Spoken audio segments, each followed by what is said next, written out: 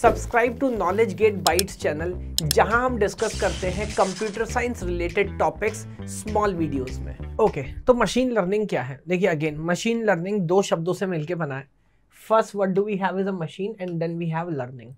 आमतौर पे जब हम ह्यूमन लर्निंग की बात करते हैं, जनरल लर्निंग की बात करते हैं, जब भी कुछ देर पहले हमने देखा, तो गेम बहुत सिंपल है।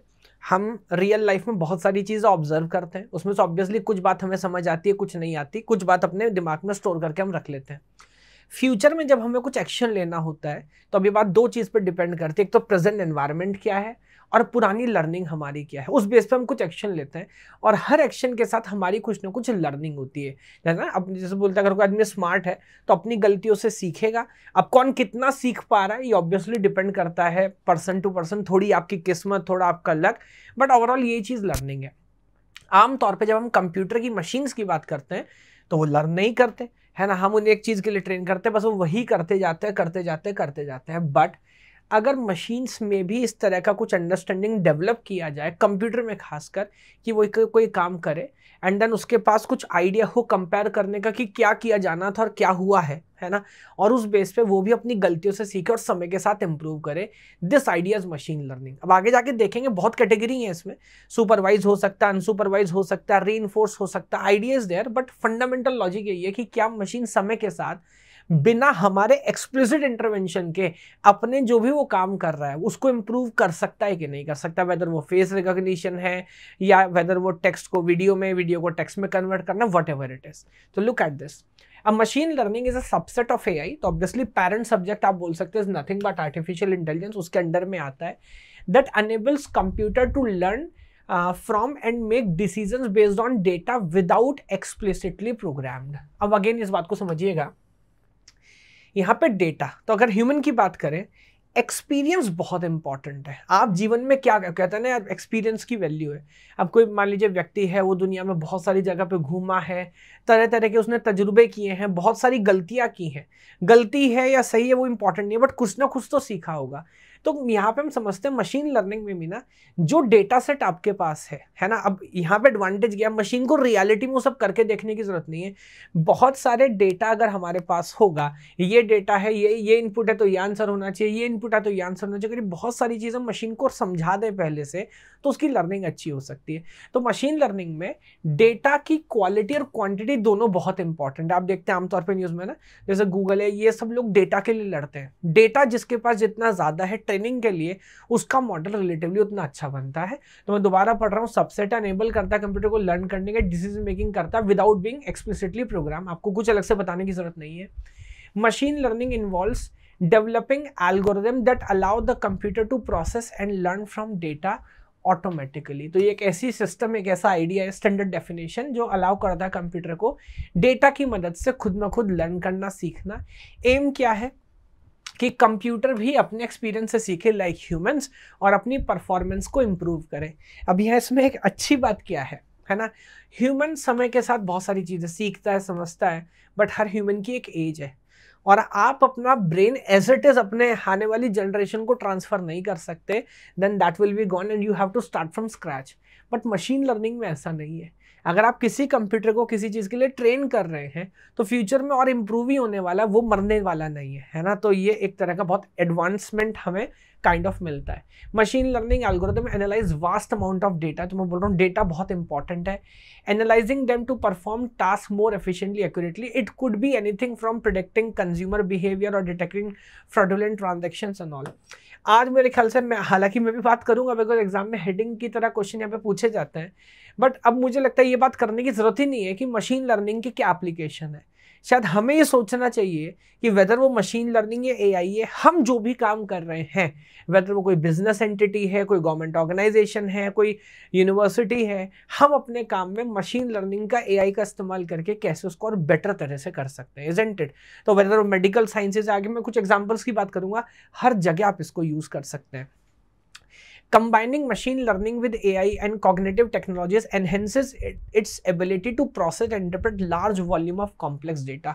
तो जब ये सारी चीज़ आप लगा लेते हैं तो मेरी एक इसमें अपनी ऑब्जर्वेशन ये है कि पहले कोई भी काम करने के लिए ना, मान लीजिए कोई भी एग्जांपल, लेट मी से एक बड़ा डॉक्टर है ना, उसके पास बहुत सारे जूनियर डॉक्टर्स भी होते हैं। क्यों होते हैं?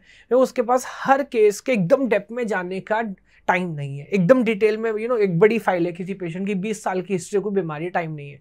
आजकल क्या है, आप वो पूरा का पूरा डेटा लो, एक मशीन लर्निंग या एक चैट जीपीटी में आप डालो और कंक्लूजन आप उससे पूछ सकते हो कि क्या कंक्लूजन है। एक समरी बना के दो 1 पेज की, एक समरी बना के दो 2 पेज की, या ये जो प्रॉब्लम है इसका हिस्टोरिकल इम्पैक्ट क्या है। मैं वो एक अगेन सिंपल एग्जांपल है, आपकी ब्लड रिपोर्ट हुआ है ना, अब हम कराते हैं, बहुत खुश होकर कराते हैं, रिपोर्ट आती है, हमें तो कुछ समझ आता नहीं कि इसका क्या मतलब है। अब वो पूरी रिपोर्ट सबमिट करो, चैट जीपीटी में डालो और उससे पूछो बताओ क्या प्रॉब्लम है, आपको बताएगा एग्जैक्टली क्या प्रॉब्लम है। Obviously you can take advice of a doctor, ऐसे नहीं आप दवाई खाना शुरू कर दो, बट हाँ ये प्रॉब्लम है और आमतौर पे ये रेमेडी इसकी हो सकती है, आपको पता लग रहा है। आपको किसी इंश्योरेंस एजेंट ने एक पॉलिसी बना के भेजी, आपको नहीं समझ आ रहा, वो कानूनी लैंग्वेज में लिखा होता है, डालो चैट जीपीटी के अंदर, वो बताएगा जो भी आपका स्पेसिफिक क्वेश्चन होगा। इमेजिन करो बड़े बड़े डेटा सेट वॉल्यूम से बहुत स्पेसिफिक इंफॉर्मेशन आप बहुत जल्दी से यहाँ पे निकाल सकते हो। यस, तो एक एग्जांपल यहाँ पर किसका कर रहे हैं, नेटफ्लिक्स का। तो नेटफ्लिक्स आई थिंक सभी जानते हैं, मुझे बताने की जरूरत नहीं है, एक ऑनलाइन स्ट्रीमिंग सर्विस है जहाँ पर movies and web shows and web series ये सब आता है। So the machine learning is used to analyse your viewing habit and the habit of other similar taste. तो आप क्या करते हो, अब मान लीजिए वेदर वो नेटफ्लिक्स का मैं एग्जांपल ले रहा हूँ, वो यूट्यूब हो सकता है, कोई भी हो सकता है। तो अब आपने वो जैसे इसको यूज़ करना शुरू किया, एक प्रोफाइल वहाँ पर बनी, नेटफ्लिक्स सब कुछ समझ रहा है, आपकी क्या एज है, आपकी जोग्राफिकल लोकेशन क्या, आपका सेक्स क्या है, आप किस तरह की वीडियोस देखते हैं, कितना ड्यूरेशन देखते हैं, दिन में कितना टाइम स्पेंड करते हैं, किस तरह की मूवी आपने देखी, वो ड्रामा थी, एक्शन थी, थ्रिलर थी, कोई स्पेसिफिक एक्टर जिसको आप पसंद करते हैं, कोई जॉनर है स्पेसिफिक। ये सारी चीज एनालाइज करने के बाद अब नेटफ्लिक्स के पास हो सकता है हजारों बहुत सारी मूवीज हो, सब कुछ आप नहीं देख पाओगे, उसको भी पता है। उसका काम है कि वो क्या रिकमेंड आपको करे based on your taste, based on your personalise idea, कि आप ज्यादा से ज्यादा समय एंगेज हो सको या आप इस डेटा सेट का अच्छे से अच्छा इस्तेमाल कर सको। अब अगर हर आदमी के लिए आप एक इंसान बैठाओ तो भी वो इतना अच्छा रिकमेंडेशन शायद नहीं कर सकता जो मशीन लर्निंग और एआई की मदद से हम कर सकते हैं, है ना। तो बहुत सिंपल आइडिया है। मैं फिर भी कुछ इंपॉर्टेंट एप्लीकेशंस अब आपको बताता हूँ मशीन लर्निंग के बारे में, जो एग्जाम पॉइंट ऑफ व्यू से बड़े इंपॉर्टेंट है, जैसे इमेज रिकॉग्निशन। अब दिस इज अपने आप में बहुत वास्ट टॉपिक है, कहाँ कहाँ पे। तो आज आप देखते हो गूगल फोटोज पे आप अपने फोटोज डालते हो, तो वो सिर्फ आपको नहीं, मतलब ह्यूमन फेस नहीं, स्पेसिफिक पर्सन को आइडेंटिफाई करता है। आपको किसी फ्रेंड को विश करना है तो आप उसमें सर्च करने का ऑप्शन होता है, आप अपना और दोस्त का दोनों को सेलेक्ट करो, उसमें लिखो ओनली ऑफ 2 और वो सारे फोटो निकल के आ जाएंगे जिसमें आप और सिर्फ आपका वो दोस्त है, with in fraction of seconds. वो सारा काम हम कर पा रहे होते हैं। आज इमेज रिकग्निशन की मदद से जितनी भी सर्विलेंस कैमराज हैं, मान लीजिए होता ना पहले टाइम में एक आपको कंटिन्यूसली मॉनिटर करना पड़ रहा है, एक मॉनिटर रूम में एक इंसान बैठा हुआ है, आपने कंप्यूटर में फीड किए हुए 10,000 चोर लोगों के फोटो, जो भी लोग भगोड़े हैं जिनको पकड़ना है, लगातार वीडियो चल रही है। द मोमेंट दे आइडेंटिफाई उसको पकड़ते, आपको एकदम बजर बजेगा कि यार ये आदमी यहाँ देखा गया है। या यूएस के ड्रोन घूम रहे होते हैं, उन्होंने आतंकवादी के सब फोटोज उसके अंदर डाले उनके हिसाब से जो आतंकवादी है, यस, और देखते वो पूछ भी नहीं रहा, वो मैच कर रहा है, 80-90% मैच हुआ, मिसाइल ना मार दे रहा है। तो कैन यू इमेजिन।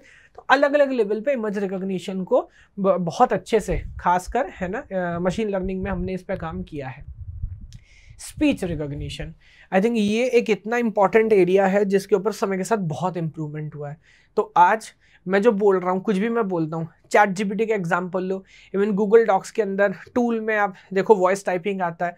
पहले आपके पास स्टेनोज हुआ करते थे गवर्नमेंट ऑफिस में ना, आप कुछ भी, कोई बड़ा IAS ऑफिसर तो उसको स्टेनो मिलता था। अब साहब कुछ भी बोलेंगे जल्दी जल्दी उसको लिखना है ना। बट अभी आप कुछ भी बोलो, मशीन रन टाइम पे ट्रांसलेट कर रही है बहुत शानदार तरीके से, कोई ग्रामेटिकल मिस्टेक नहीं, कुछ नहीं।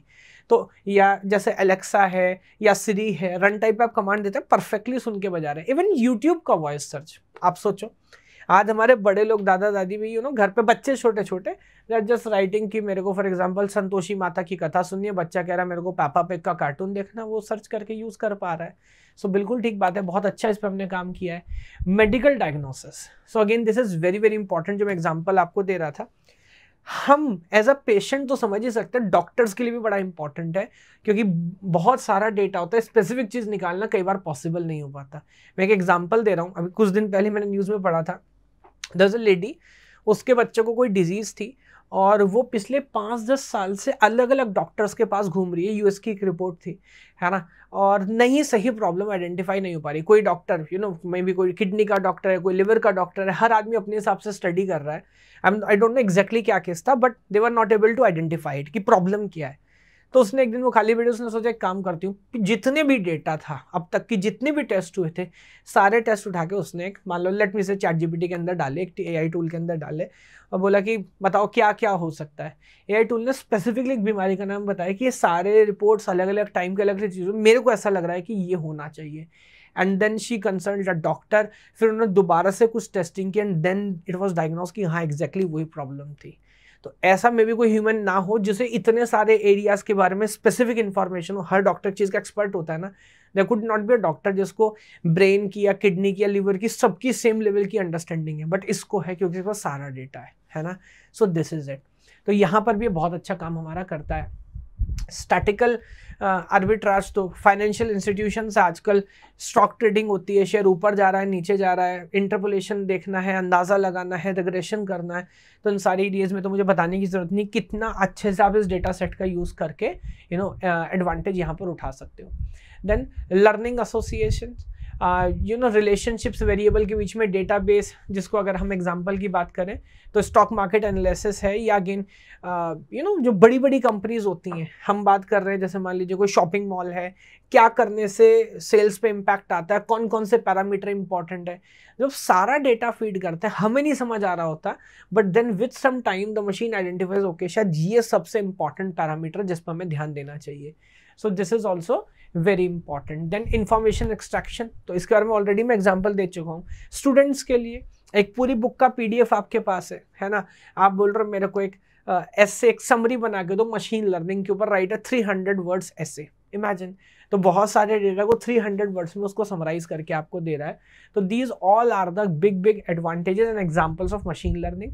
अभी एडवांटेज की बात करें तो अगेन काइंड ऑफ सेम है, बट हेडिंग्स आप याद रखिएगा।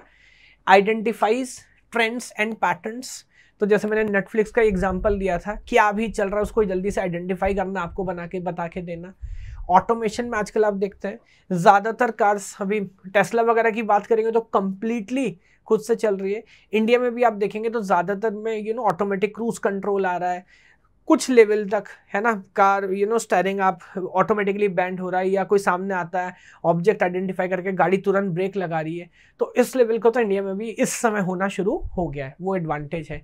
कंटिन्यूस इंप्रूवमेंट, कोई भी सिस्टम यहाँ पर एंड नहीं होता, जैसे जैसे डेटा हमारे पास मिलता जा रहा है फर्दर इम्प्रूवमेंट हम उसके अंदर करते जा रहे हैं, तो ये बड़ी चीज़ है। कॉम्प्लेक्स डेटा हैंडल करना, तो जैसे फ्रॉडुलेंट ट्रांजैक्शंस, ये स्पैम्स है। कभी कभी ऐसा होता है कि मान लीजिए बैंक में, एग्जांपल देता हूँ कि नॉर्मली हर किसी के यूज़ करने का कोई पैटर्न होता है।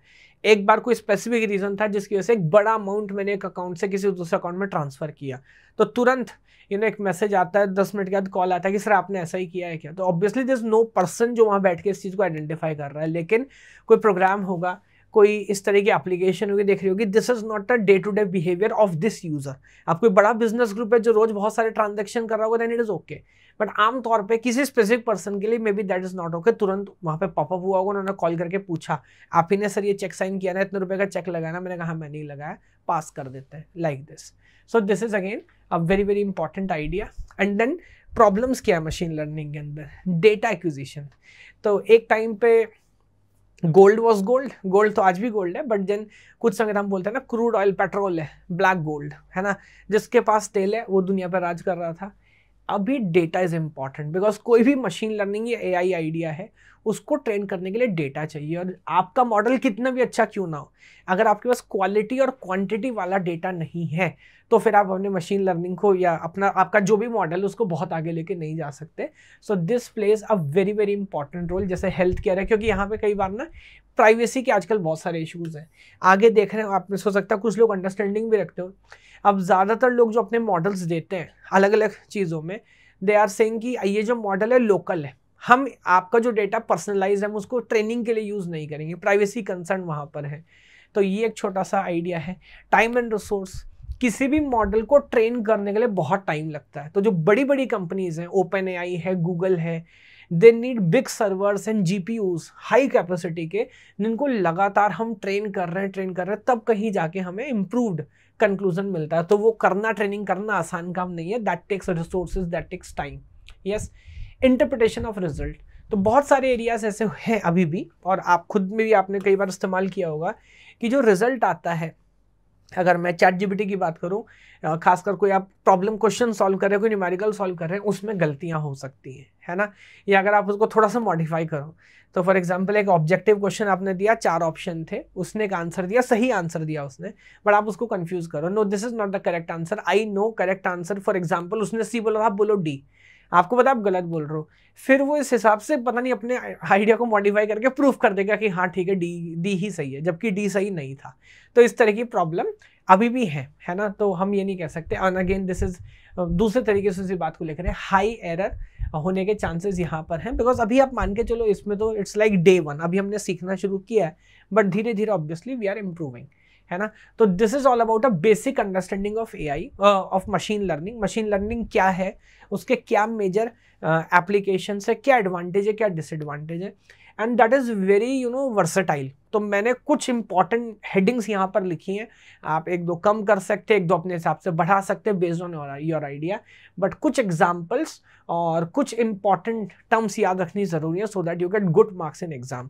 एंड जहाँ तक सब्जेक्ट सीखने की बात है, तो ओवरऑल अंडरस्टैंडिंग तो हम समय के साथ इंप्रूव कर ही रहे हैं। यस, आफ्टर दिस अभी आगे हम बात करने वाले किसके बारे में, सो अभी हम बात करेंगे अबाउट द आइडिया ऑफ अलग अलग अप्रोचेस।